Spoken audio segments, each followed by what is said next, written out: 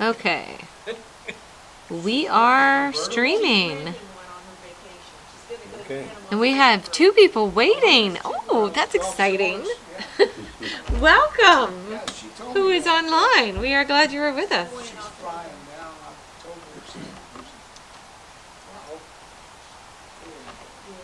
Well, we are few gathered today compared to usual, but that is okay. Whenever there are 2 or 3 gathered, He's also in our midst. So there you go. I would have to say, even if there is 1 person, then Christ is in the midst too. Although we did used to love to make jokes when we were in seminary, and we liked to make fun of the other people, the other denominations, and so we would tell, it was good-natured ribbing. We told the Episcopals, whenever there are 2 or 3 gathered, there will also be a 5th.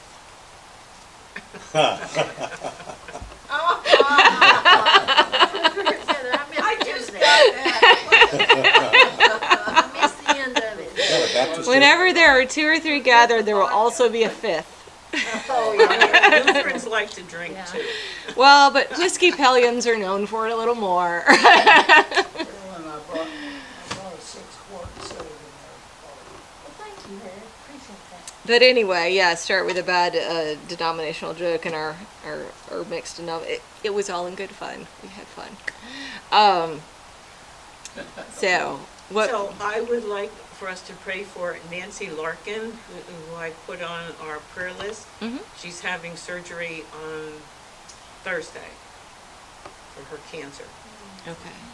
Is she local or? Yes, she's a Morris Hill person. Okay.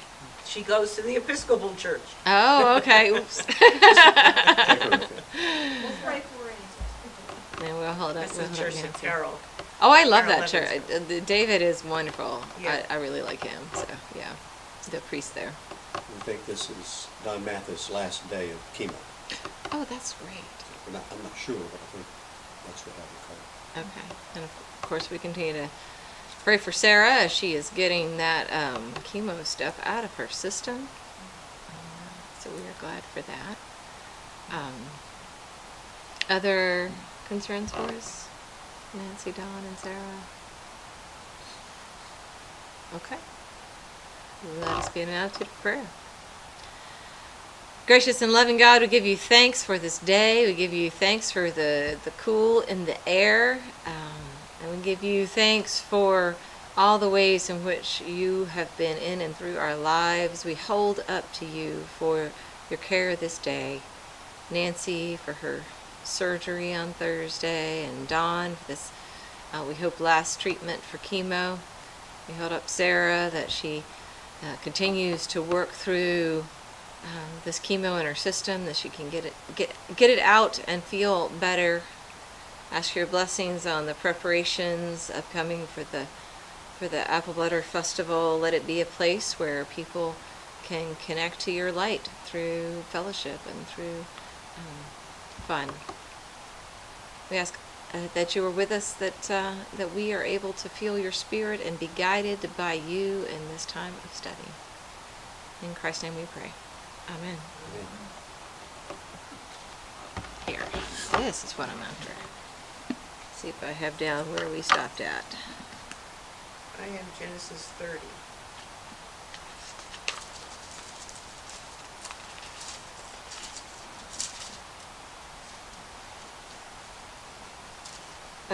I thought we stopped 29 and 30. Well, we were talking about, Yeah, that's what I Jacob. thought. That's what I thought, yeah.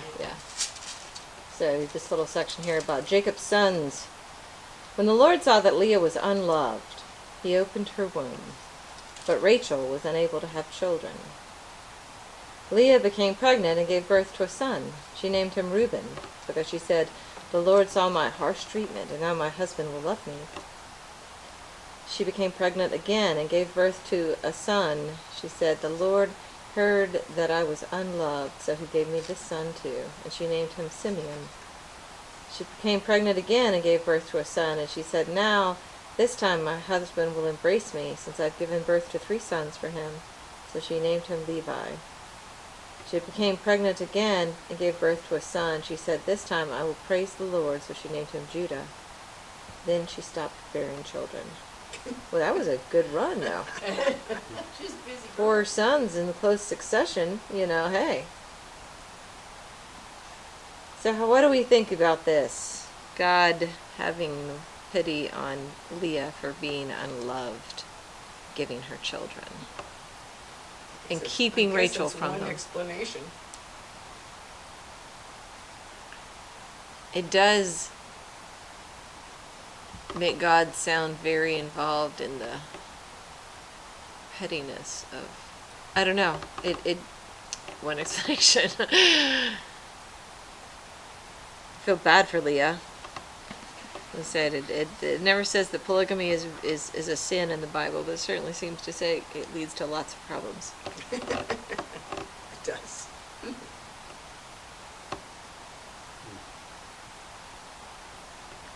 There's always a favorite wife, it seems. So. And favorite children and all those things. People didn't have this problem with favorites. I mean, there were problems. They didn't seem to have problem creating it. She must have had more children. Yep, she did. Yeah, there are more that are She because had she gives 6 birth. altogether. She gives birth to Dinah, the one girl, is Leah's. Well, she doesn't have all 12. No, there's 4 wives that have children.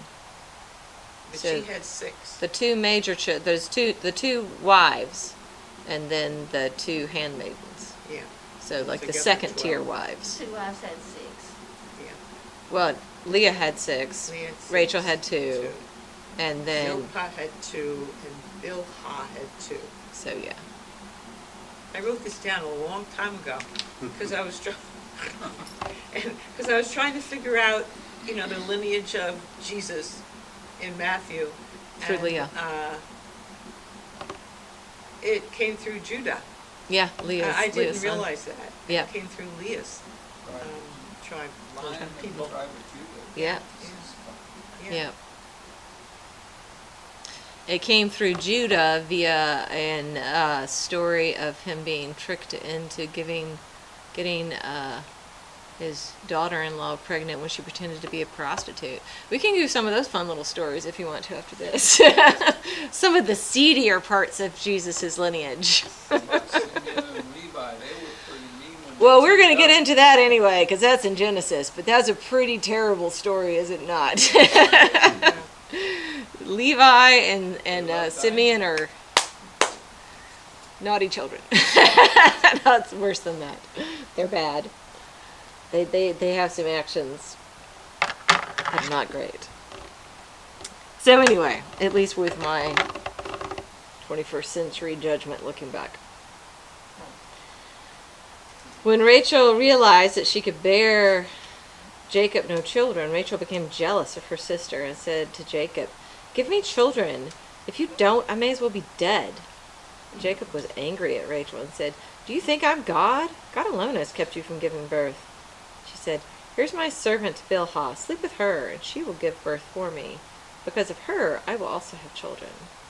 So Rachel gave her servant Bilhah to Jacob as his wife, and he slept with her. Bilhah became pregnant and gave birth to a son for Jacob. Rachel said, "God has judged in my favor and heard my voice and given me a son." So she named him Dan. Rachel's servant Bilhah became pregnant again and gave birth to a second son for Jacob. Rachel said, "I have competed fiercely with my sister and now have won." Wait a minute. Her sister had twice as many. Anyway. So she named him Naphtali. When Leah realized she had stopped bearing children, she took her servant Zilpah and gave her to Jacob as his wife. Leah's servant Zilpah gave birth to a son for Jacob, and Leah said, "Well, good luck!" So she named him Gad. Leah's servant Zilpah gave birth to a second son for Jacob, and Leah said, "I am happy now, because women call me happy," so she named him Asher. So you see these names have these connections to the sounds that they're being named for, and we kind of forget that in our world today, how the names, the meanings of names, although that was important for me in naming Zoe, and for some people still hold an importance in like what did the names mean. But honestly, it probably was important to me because of reading the Bible more than anything else. Because all these names had meanings and they were to evoke things, and so that to me was important in naming. Our traditions are much more about naming after a person, not after. Most people don't even. You look up the meaning of your name and go, "Oh, that's interesting," but it doesn't hold anything more than that. But that was not of that time. Those names all had evoked images of things. So going back up to verse 3, Revised Standard Version says, "Go into her that she may bear upon my knees, and even I may have children through her." It just reminded me of the Handmaid's Tale. That's where it came from. Yeah, that's what I'm thinking. The Handmaid's Tale definitely used these stories specifically this story as a jumping off point. Absolutely. I've never actually watched it, but I never have either, but I read the book a long time ago. yeah, I can just judge based on the premise of it that it had to have used this as a jumping off Yeah. point. That whole idea of taking the handmaiden. It does say he gave, I don't know what your translations say, but it gave her Bilhah as his wife. Does yours say that? Yeah. As his the wife. So one thing to note about marriage in these times is that, yes, there were wedding ceremonies and celebrations, but they were not necessary to be considered a wife. He's having children by her, and he's claiming the children, he's protecting her. There is not a need for a ceremony. But you can sort of tell that the other two wives are first tier wives because there was a ceremony. But they're not, so I mean, maybe if you remember when I talked about that with the woman at the well, if she was living with somebody and she was having sex with him, she would be a wife. When she's not his wife, that means she's just found refuge in his household, because you don't need a certificate of marriage in this understanding in biblical times, especially not Old Testament stuff. I think, from one perspective, Rachel and Leah are giving Jacob the servants for wives, and he's not seeking them out. We don't know. So that absolves him, huh?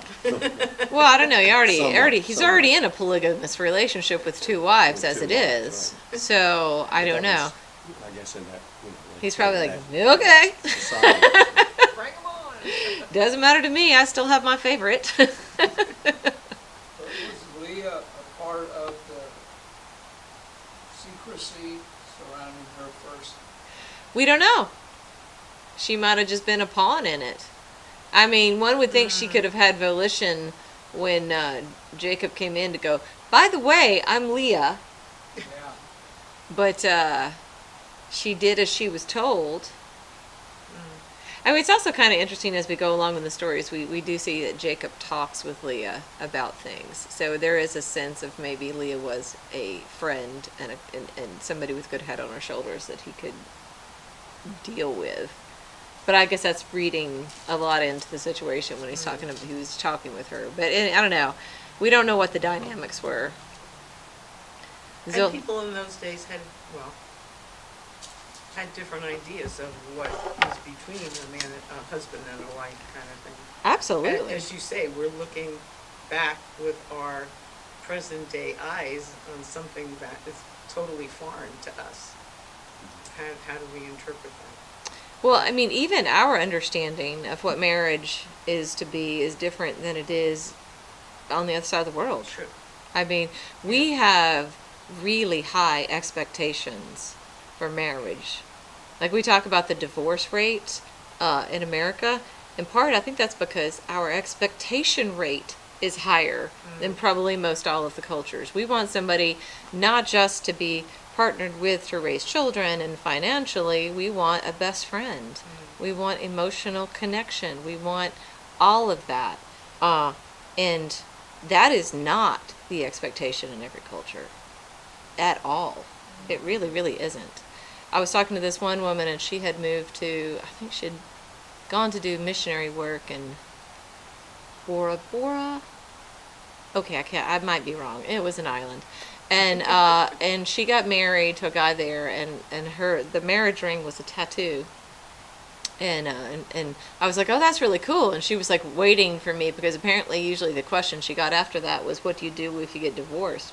And I didn't ask that question, but she's like, because the answer was you don't. And in that culture, you have strong emotional connections with people who are outside of your marriage bond. So you're getting those needs met with the group of women and with the group of men.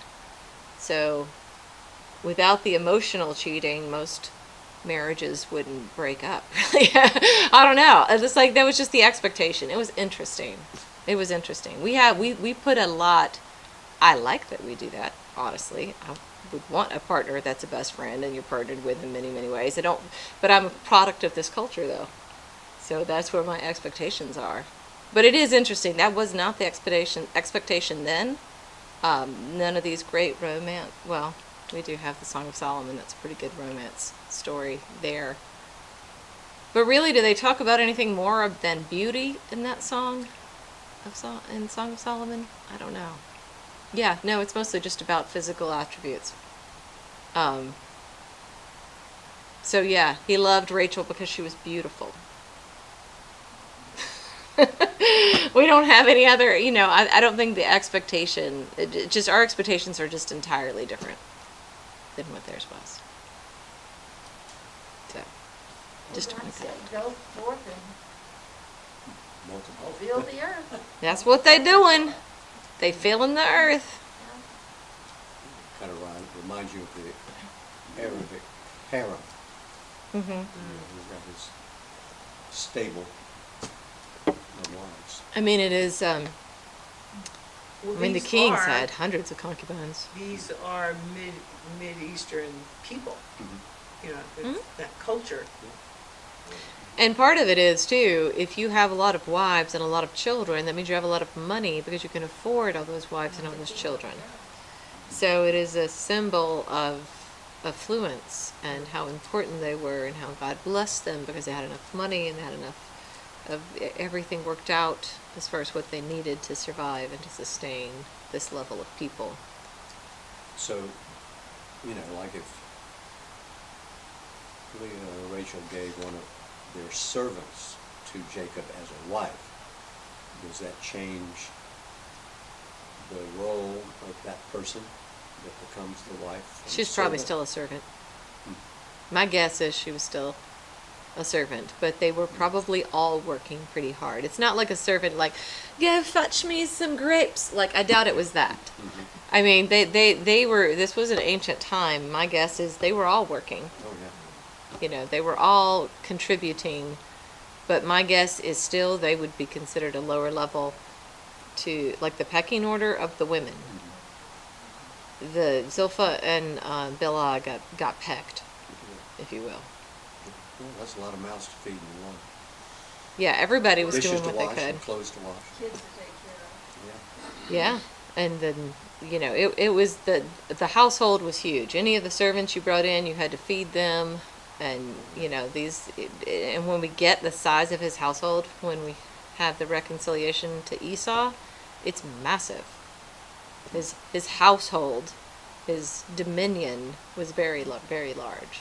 So everybody was working in that time to sustain life. They were all going at it. I mean, maybe Jacob didn't have to work as hard at some point, but certainly all the women did. Quite sure of that. I would be vastly surprised if that was inaccurate. They ran out and made the bread and killed Yeah. the calf and had it right then and there. And I Get don't it. think they understood all that. Get it, do it, woman. Yeah, like the 31st proverb. Yeah, really hits. I'm not that big of a feminist, but I read that one and I'm like, oh yeah, she's up at the crack of dawn doing this, doing this, doing this, and what's he doing? Talking in the gates. I'd like to sit around and talk in the gates. That sounds fun. That's what it says. That's what it says. But yeah. Think yeah. about the, now with the situation in the monarchy in England, how does inheritance or that hierarchy work in that society? Well, there still are nobles and non-nobles. Yeah, The fact I mean, you got the for- House in of that Lords. family, Oh, does the first son of Rachel, if the wife is in the top of the pecking order, Oh. is her first son, or does Jacob have to name, I guess the first son gets half the inheritance? oh, and then that's it true. The split other up? ones would split. I don't know. I think he claims Joseph as his first son. Hmm. So, So That's just because interesting.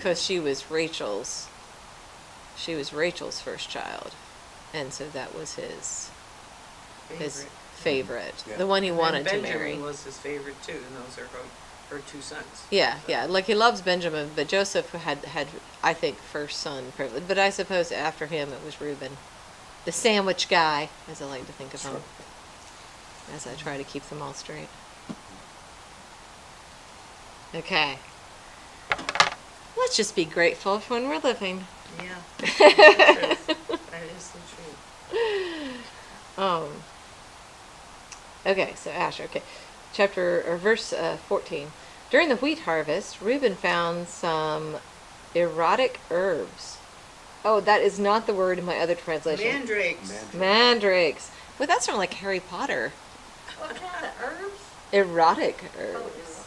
That's because of how Ooh. they're shaped, if I remember correctly. It Oh. says, the mandrake has fleshy forked roots that resemble the lower part of the human body. There you go. Okay, then. Thought to have aphrodisiac properties, which stimulated conception. Okay, so mandrakes were not used that way in Harry Potter. Or maybe I'm confusing the word. I don't know.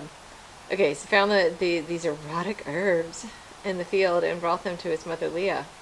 Rachel said to Leah, "Give me your son's erotic herbs." That is a weird sentence. Mine says, please. So that's- Please. Give me, I pray. yeah. I pray, give them to me. Leah replied, "Isn't it enough that you've taken my husband? Now you want to take my son's erotic, okay, mandrakes." Why? That's hard to read. My son's mandrakes too. Rachel said, "For your son's mandrakes, Ooh. Jacob may sleep with you tonight." Oh, so Rachel got to choose who got to sleep with whom, huh? So she had, talk about pecking order. We see it really clear right now. So he's going to sleep with his mother? He's going to sleep with Leah. So if you give me these herbs. So when Jacob came back from the field in the evening, Leah went out to meet him and said, "You must sleep with me, because I've paid for you." With my son's erotic herbs. That is just so funny. I don't know why this is tickling me so much. This translation just sounds a little more out there. It's getting me That's tickled. CEV. This is the CEB, yeah. I've read a lot in the CEB, but I've never read through these stories in the CEB before. You must sleep with me because I paid for you. God responded to Leah. She became pregnant and gave birth to a fifth son for Jacob. Leah said, "God gave me what I paid for, what I deserved for giving my servant to my husband." So she named him Issachar. What does Issachar mean? Payment. There's payment. Issachar. Leah became pregnant again and gave birth to a sixth son for Jacob. Oh, I thought she had Dinah. Okay. Yeah, she does at the end. Oh, so she had 7 children. She had 6 sons. That's what you were counting, the sons. She has Okay. 5 plus Dinah. Well, it just says she had a Six sixth sons, son. and Dinah would And be died, seven. seven, yeah. You didn't count the women Okay, in so your I number. did not count the women. Oh, Wow, so and they did patriarchal not- of you. And they did not count that when they did the tribes, so there is no tribe of Dinah. There is no tribe of Dinah. Absolutely. Poor Dinah. She is the sad story But of isn't this. she the one that is the object of the book, the red tent? I read that. Yeah, I liked that book at the end. They let her have a guy and be happy in the Yeah. end and get away from her horrible family. So, but anyway, we don't have that lovely ending in the Bible though. So, okay. Leah became pregnant again and gave birth to a sixth son for Jacob, and she said, "God has given me a wonderful gift. Now my husband will honor me since I've borne him 6 sons." So she named him Zebulun, for honor. I used to work in Zebulun, North Carolina. After this, she gave birth to a daughter and named her Dinah. Then God remembered Rachel, responded to her, and let her conceive. She became pregnant and gave birth to a son, and said, "God has taken away my shame." She named him Joseph, saying to herself, "May the Lord give me another son." Oh, he adds. So there you go. I want another one. You just had one. Enjoy the one you had for a little bit. Nope, ready for the next one. So that doesn't say much for Jacob, who just did whatever his wife told him to do. So maybe it is a little more similar to today. Behind every great man is a woman. Telling him what to do. Just kidding, guys. Just kidding.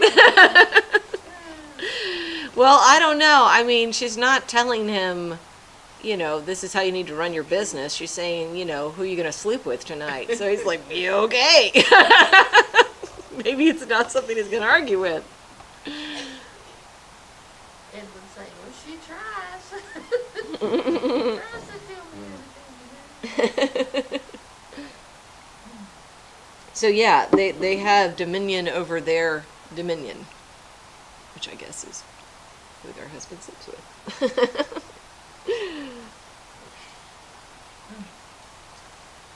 And okay,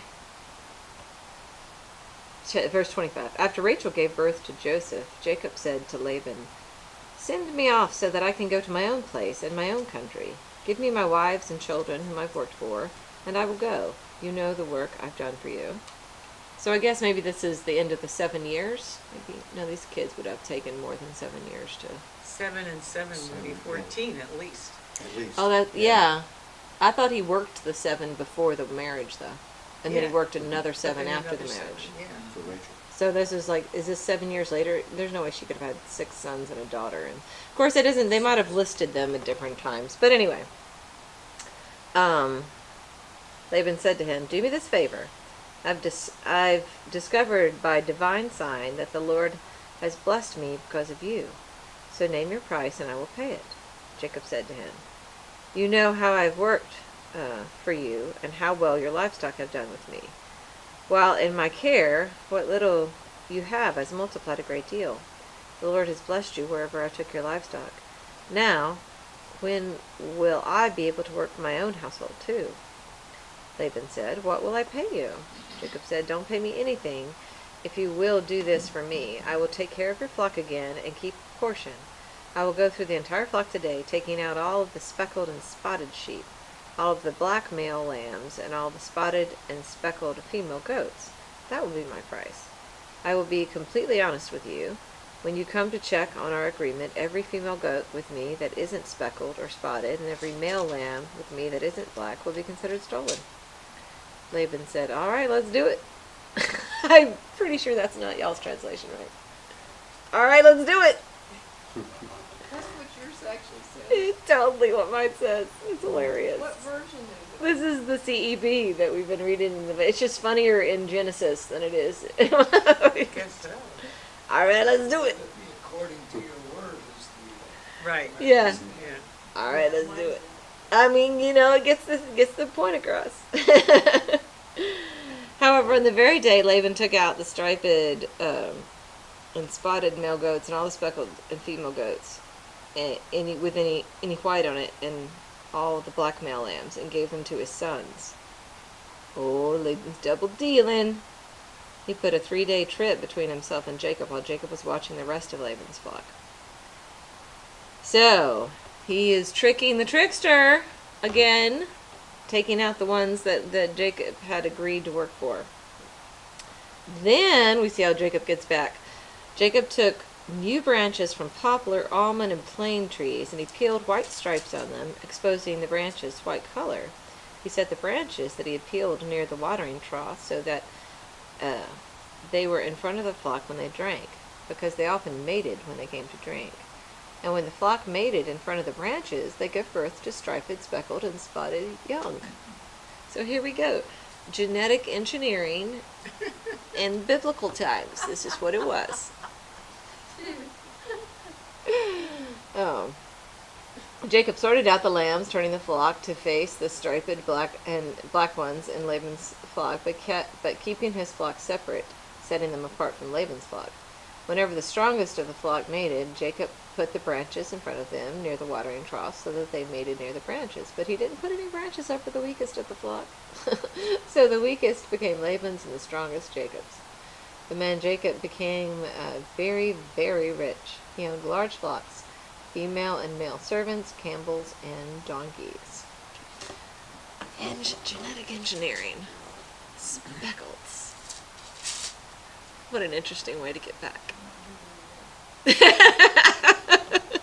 Well, this is what my footnote says, 'cause, since striped or speckled coloration was unusual, Laban seemingly had nothing to lose. Ancient cattle breeders believed that the female, at the time of conception, was influenced by visual impressions which affect the color of the offspring. Jacob produced striped animals by putting striped sticks before the female's eyes while they were breeding. How ridiculous, right? How crazy. Yeah, This was Genetics there. yeah. This is the understanding of genetics in biblical times. Yeah. I mean, they also believed that the woman didn't really contribute to Right. the genetics of the offspring. They were just fertile ground for which them to grow in. So, and if a child looked like their mother, that just must be because they grew in the earth that she was holding. But it was really all considered to be a male understanding, which I guess is And yet, yeah. and yet, where did that come from that Jews are only Jews if their mother was a Jew? So It changed. So somewhere along the line that changed. But I wonder when that was. Okay, there was some conversation about this in seminary, and I'm trying to remember. My New Testament teacher was married to my Old Testament teacher who was Christian. That's really funny. But anyway, I liked them. But she was saying she was at a Jewish conference, and they were talking about it because they're worried about the numbers, and it has to go through the mother. And they were saying, well, maybe we could make it where the Judaism come through the father as well. Because he had so many people who were marrying folks that weren't Jewish. And they said, well, that's never been done. And she was like, yeah. It was like, and pointed out how the Bible was always, it went through the male instead of the female. I mean, I don't know if that they changed anything, but I remember her telling us that story. So I don't know when it changed, but it definitely had an abrupt shift at some point. But you can always be sure of who the mother is. Yeah, exactly. That was what I was gonna say. So that's probably, and that's maybe why the Cherokee Nation was matrilineal. They weren't really matriarchal, but they had shared power, but they were matrilineal. Because you know who the mother is. Yeah. Many of the Native American groups are struggling with this business of purity, and they're thinking about changing their requirements, but, Oh, who belongs to the tribe? yeah, how much. How much do you have to have to be a part of it? Yeah.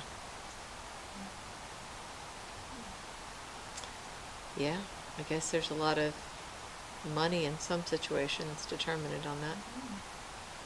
So people might want to be claiming that even though. Yeah, because I think even the Cherokee get money. Oh, the Cherokee From have a lot. Yeah, and so you have to be So much vested percentage. as either, full or half or quarter. That depends on how much money you get from It's the like tribe. the Eskimos getting money, right, for the oil? Mhm. The Eskimos in All Alaska? the Alaskan It's not residents that Eskimos anymore. What's it Oh, called? so Inuit. anybody in Alaska? Inuit. That's the word. Inuit? Inuit. Isn't that the word now instead of Eskimo? And that's an old group among the Eskimos. They were all And maybe, and maybe. And they, My best man, while he was in the Army, was stationed in Alaska. And he even received, wow. you know, the Well, tax. in Connecticut, the eastern and the western Pequots, the east, I want to say it was the westerns that first, back around in the late 80s and 90s, came forth and said, we have one survivor who still lives on the land. And we now declare that we are still a tribe. And a lot of them went and had their driver's licenses changed, and they became a very powerful force in Connecticut. And there were people in Connecticut who had had farms for 200 years, and the state came and said, your farm is now part of the reservation. And the largest casino in the world was built right there. Well, it And was still it probably alive. went back to a predating treaty. Is why they had to do that. It's because the land was treated, and so that treaty was still a valid treaty. It was a 1789 Yeah. law. Well, that is still going on today. Yeah. There's a big movement to restore property to Native Americans. And there is another one that I was just reading about, that there actually, some group is proposing that all national parks be returned to be under the governance of Native Americans. Interesting. Yeah. Well, the tribes in Maine, when they got wind of what was going on in Connecticut, and then the eastern Pequots joined in. And what's the name of that casino I used to know? I have a great book called Without Reservation. It was written about all this. And the group in Maine nearly wanted to have the whole state of Maine put back in their reservation status, but they weren't successful.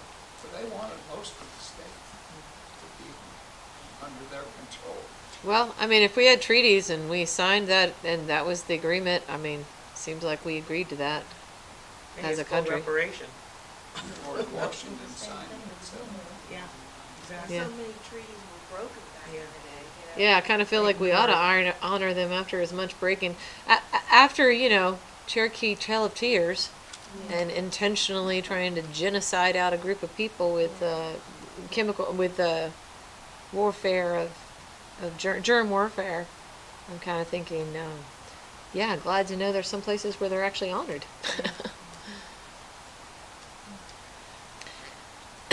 Okay, so from genetic engineering to that. Okay, we'll move on.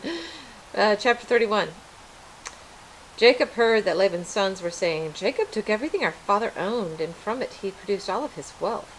And Jacob saw that Laban no longer liked him as much as he used to. Then the Lord said to Jacob, Go back to the land of your ancestors and your relatives, and I will be with you. So Jacob sent for Rachel and Leah and summoned them into the field where his flock was. He said to them, I am aware that your father no longer likes me as much as he used to. But my father, what does your version say? I see that your father does not regard me with favor. As favorably as he did before. As he You know, I get this. That's what that word is saying. They're just making it really plain English here. He didn't like me as much as he used to. But my father's God has been with me. You know that I have worked for your father as hard as I could, but your father cheated me and changed my payment 10 times. Yet God didn't let him harm me. If he said the speckled ones will be your payment, then the whole flock gave birth to speckled young. And if he said the striped ones will be your payment, the whole flock gave birth to striped young. God took away your father's livestock and gave them to me. When the flocks were mating, I looked up and saw in a dream that the male goats that mounted the flock were striped and speckled and spotted. In my dream, God's messenger said to me, Jacob. And I said, I'm here. And he said, look up and watch all the striped, speckled, and spotted male goats mounting the flock.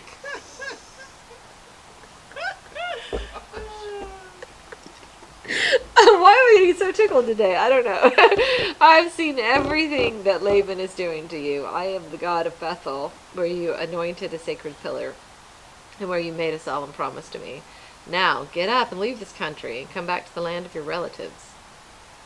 Well, that's his relatives too, to be honest. But anyway, Rachel and Leah answered him, is there any share of inheritance left for us in our father's household? Doesn't he think of us as foreigners since he sold us, and he hasn't even used up the payment he received for us? All the wealth God took from our father belongs to us and our children. Now do everything God told you to do. So yeah, we're casting our lots with you instead of our dad. So I'm with you. So Jacob got up, put his sons and his wives, and so by the way, so notice here, he called Rachel and Leah to him. He did not call Bilhah, and Zilpah. So they are wives, but they are second-tier wives. They just acted in the role of a wife for a brief period. Yeah. And I guess that was when they're in trouble. And they would be taken care of, and they will have food, and Yeah. they will be, he's not deserting them, but they are not on the same level He has no as claim. Rachel. He has Yeah. no bond with them. Yeah, they are not on the same level. So Jacob got up and put his sons and wives on the camels. I like this story. Anyway, and set off with all of his livestock and all of his possessions that he had acquired in Padan Aram in order to return to his father Isaac in the land of Canaan. Now, while Laban was out shearing his sheep, Rachel stole the household's divine images that belonged to her father. The version, the NRSV was the household gods. Yeah. So make sure that it's clear it's idols, so divine images. Moreover, although household gods is a fun phrase to preach on, what are our household gods? But anyway, moreover, Jacob received Laban the Aramean by not sending word to him that he was deceived, not received. Moreover, Jacob deceived Laban by not sending word to him that he was leaving. So Jacob and his entire household left. He got up to cross the river and set out directly for the mountains of Gilead. 3 days later, Laban found out that Jacob had gone, so Laban took his brothers with him and chased Jacob for 7 days and caught up with him in the mountains of Gilead. That night, God appeared to Laban, the Aramean, in a dream. Be careful and don't say anything hastily to Jacob one way or the other. Be careful what you say. Watch yourself. Check yourself before you wreck yourself, Laban. That's what he's saying. Okay. Laban reached Jacob after Jacob had pitched his tent in the mountains. So Laban and his brothers also pitched their tents in the mountains of Gilead. Laban said to Jacob, what have you done? You have deceived me and taken off with my daughters as if they were prisoners of war. Why did you leave secretly, deceiving me and not letting me know? I would have sent you off with a celebration, with songs and tambourines and harps. You didn't even let me kiss my sons and my daughters goodbye. Now you're acting like a fool, and I have the power to punish you. However, your father's God told me yesterday, be careful and don't say anything hastily to Jacob one way or the other. You rushed off now because you missed your father's household so much. But why did you steal my gods?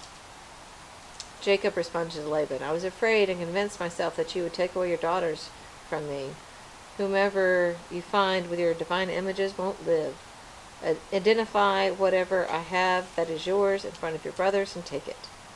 Jacob didn't know that Rachel had stolen them. Laban went into Jacob's tent and Leah's tent and her 2 servants' tent and didn't find them. So Leah left. So they left Leah's tent and went into Rachel's. Now Rachel had taken the divine images and put them into the camel saddlebag. Do you guys know this story? Oh, it's fun. Remember. Okay, and sat on them. Laban felt around in the whole tent but couldn't find them. Rachel said to her father, "Sir, don't be angry with me because I can't get up for you. I'm having my period." He searched but couldn't find the divine images. So she lied about her menstruation to hide her crime. I don't know why, but that story's always cracked me up. Jacob was angry and complained to Laban, "What have I done wrong? What's my crime that you've tracked me down like this? You've now felt through all of my baggage. And what have you found from your household belongings? Put it in front of our relatives and let them decide between us.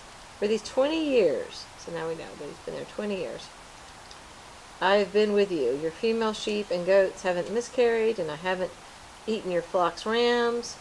When your animals were killed, I didn't bring them to you, but took the loss myself. You demanded compensation from me for any animals poached during the day or night. The dry heat consumed me during the day, and the frost at night. I couldn't sleep. Now I've spent 20 years in your household. I've worked for 14 years for your 2 daughters, and for 6 years for your flock, and you changed my pay 10 times. If the God of my father and the God of Abraham and the awesome one of Isaac hadn't been with me, you would have no doubt sent me away without anything. God saw my harsh treatment and my hard work and reprimanded you yesterday." Jacob and Laban's treaty.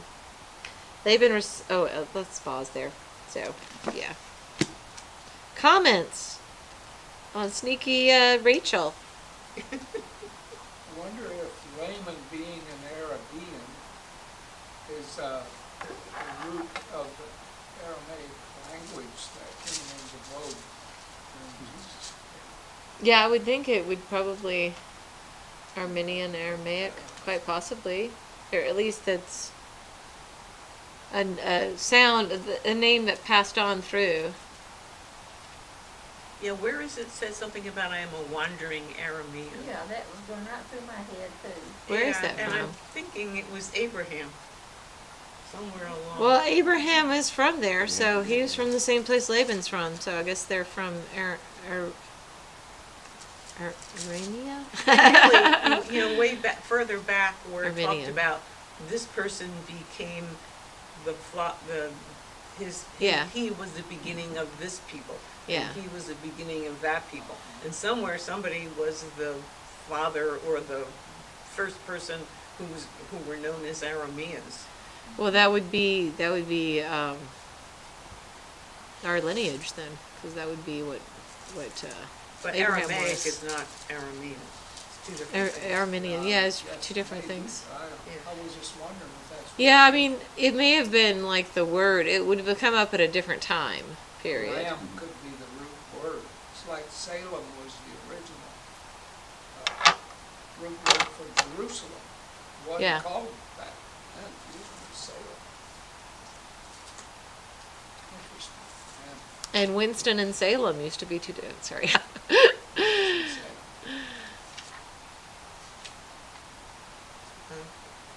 So yeah, so just so basically,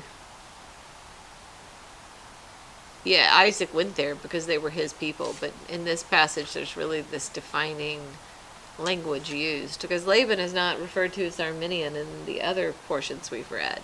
So it's like, I think this is underlying, this is a point of change for where Jacob is going back, and he's no longer going to be an Armenian and be with them. And he's taken the wives and kids and the household. So of all those sons, some of them we never much ever heard from again, except when they sold Joseph. Yeah, I mean, certainly we have the poor Dinah story coming up with Simeon and Levi are mentioned specifically with that. Issachar and Naphtali.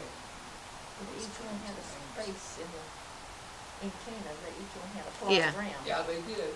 Except for, which son did not have a place? Levi. And then who got, So technically, because Levi didn't, so there wasn't a tribe of Jacob, right? Guys, not, yeah. Well, Levi was the priest. and- Levi was the priest, which that left 11. Not a good number. So, Jacob doesn't have a place. They split between Jacob's two children, Ephraim and You mean Joseph? Manasseh. Joseph, not Joseph. Jacob. Joseph. Yeah. Yeah, Joseph's two children. I'm sorry. Yeah, Manasseh wrong and- generation. Manasseh and Ephraim. Ephraim. I had a friend when I was a missionary, Ephraim. So I find myself saying it in the Spanish way because of my friend. So that's why they split it, is to make a good number. 11's not a good number. You can't divide 11 very well at all. 12 actually makes much more sense as a base number than 10 does, actually. Because you can put it in a quarter and a third and in half, all evenly. The only reason 10 is our base number is because we have 10 fingers. Count. To me, that is the only reason. 12 is a much more logical number. Much more easily divisible. We were watching a show the other night about the significance of the number 12. 12 apostles, there were 12 tribes, that even in the Islam, there were 12 priests, I guess. Is it 12's a good number? 12 months in a year. Mhm. 12 months, 12 inches in a foot? 12 hours in a day, Yeah, 24 hours in a day. yeah, two sets of 12 We then. made that. We So would determined that. We determined that because we like 12. It's very divisible. Yeah. I think 10 also comes from the Roman system. I still say it's because of this. The only reason 10 is our base. And it's very interesting to start thinking about other ways of doing other bases. Because when I was really young, I worked in one summer in a factory that was a glove factory, and they did everything by dozens. So everything was based on 12. So it was very interesting to have to recalculate in your head. But it's a much better number. That's true, dozen. That's another big way which 12 shows up. What's 12, the 144, that was the word you described that. Yeah, that is mentioned in Revelation, and it's the symbol of it. That there's a completeness to the understanding. I'm trying to remember the symbolism of that, but there were 12 tribes and then 12 apostles. So they together multiplied together. So that was the understanding of the 144,000. The show, and there were societies that counted Yeah. using 12 as the base. And other, And you said, we count because there's 10, but there were, and they had pictures of people that are born with 6 fingers and 6 toes on each side, and so. So they that- probably were either considered really bad or really good. Yeah, Yeah, Yeah, special. but even today, there are people. yeah, Yeah. yeah. No, I think it's 12 makes a much more sense as a number, just from being an engineer.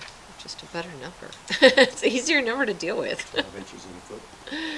Yeah, it just so you can more easily divide it. But anyway, but 12 was important. In fact, I remember there was a parishioner of mine when we did one of the affirmations of faith from the Bible. He said, go, and it talks about the verse about go tell Peter and the 12.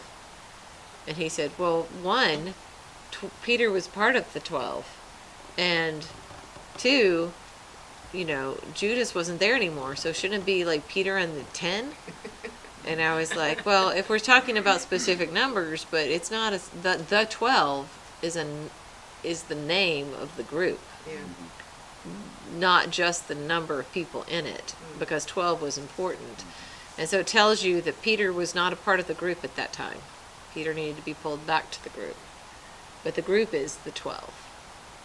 But And of the 12, only 11 were from the tribe of Benjamin. Judas was not from that tribe. I did not know that. Everybody else was from Benjamin? God and Benjamin. But not Jesus. He was Judah. Yeah.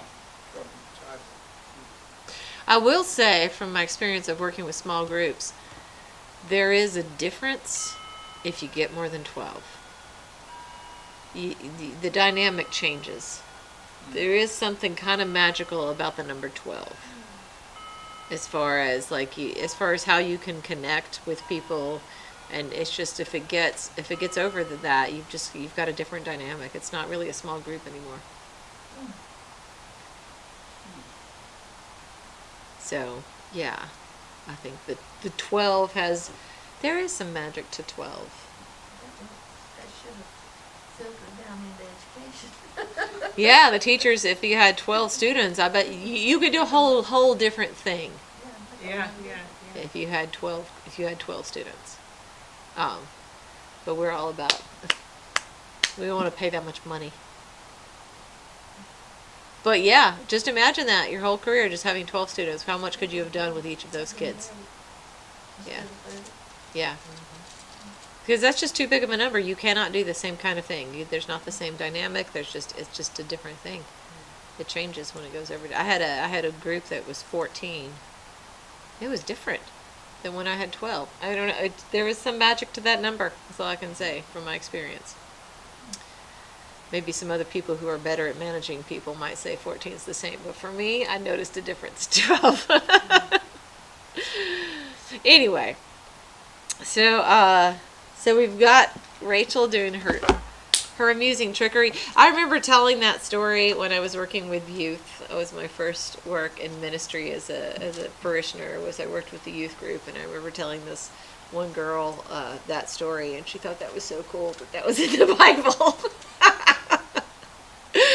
So anyway, I've always had an affection for that story after that, because I actually was managed to get a youth interested in the Bible. That weird story of trickery and men being like, oh, female stuff. So yeah, people still do that. Oh, female stuff, and people were upset about the movie Turning Red, that came out, the most recent Disney movie, because they talk about periods, and it's not even much they talk about periods. But people were all like, can't let children see this. Anyway, so that still exists in society today. But we'll pick up our story now, and we'll he's heading back. We'll get to this 32nd chapter, which is one of the most beautiful stories in the Bible to me. So I will come back, and I'll be fresh from vacation to come back with you to encounter it. So go in peace, go in power. We'll see you next week. Do we have any comments from anybody? We didn't today. No, we don't have anybody on right now. They were on, but they're not right now. I told her she conveniently picked this weekend. She did